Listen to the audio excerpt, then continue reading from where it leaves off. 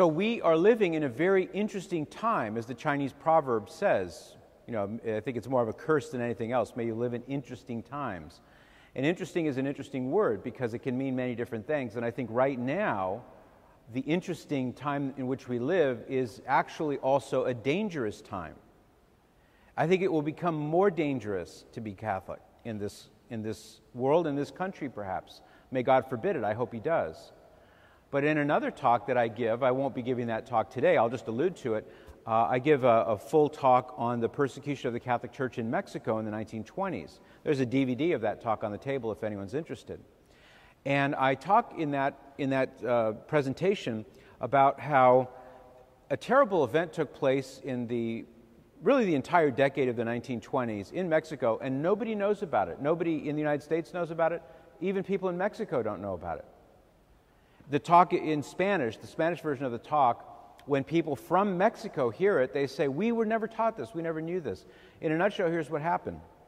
The government of Mexico, which had been generations earlier, it had been overrun with militant atheists who also happened to be Masons, and they gradually consolidated power to the point where they could openly persecute the Catholic Church.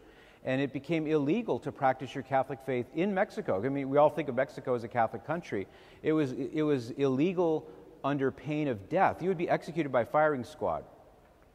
And hundreds and hundreds, even over 1,000 priests were murdered, and bishops were murdered. Many, many nuns and religious and seminarians were murdered. And then I think the number must extend to close to 100,000 lay people who were murdered for the practice of their faith. Did you know that there were concentration camps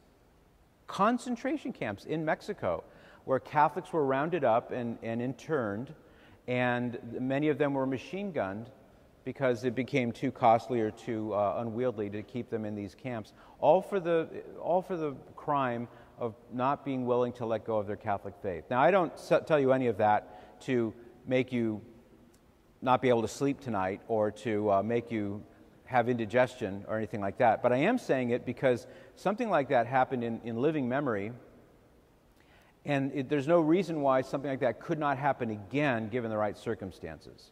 So as I said a moment ago, may God forbid it.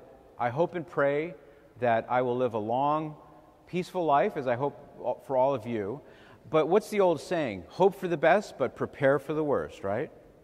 So we would be foolish as Catholics if we did not operate according to that maxim, that we should hope for the best, pray for the best, but assume that things are not going to be optimal and we need to be prepared for any eventuality. That's my underlying theme here. The reason I say that is because the Catholic who does not know what he believes will not be able to hold on to those beliefs when the test comes.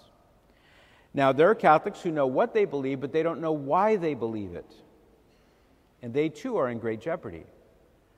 Because if the test should come and there is a choice that must be made, will I stay with my Catholic faith? Will I hold fast? Will I be firm in my convictions? Or will I bend with the wind and I'll go in the direction that the government or this group or that group wants me to go in? Which way will I go? I don't see how somebody who may know what they believe but not why they believe those things, I don't see how that person will stand. I really don't.